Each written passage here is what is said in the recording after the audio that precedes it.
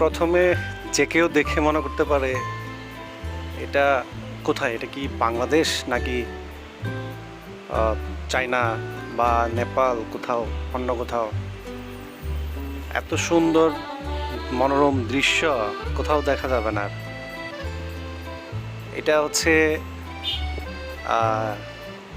রূপের রানী রাঙ্গামাটি।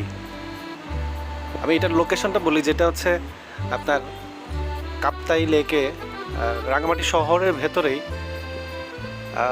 ফিশারি বাঁধ সংলগ্ন এই পার্কটি, নতুন পার্ক। তবে যে কেউ দেখলে মনে করতে পারে এটা হয়তো বাইরের কোনো দেশ। সুন্দর বাগান, অসংখ্য মানুষের সমারোহ। বাগানে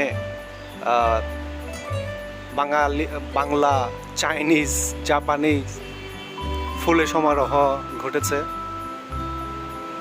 যে কারোর কাছে হয়তো অনেক ভাল লাগবে, তাই সবাই আসতে বলবো। আমি রাঙামাটি আসতে বলবো সবাইকে, রাঙামাটি আসুন। বাংলাদেশের অন্যতম সুন্দর স্থানের মধ্যে অন্যতম একটি। এত সুন্দর পার্কের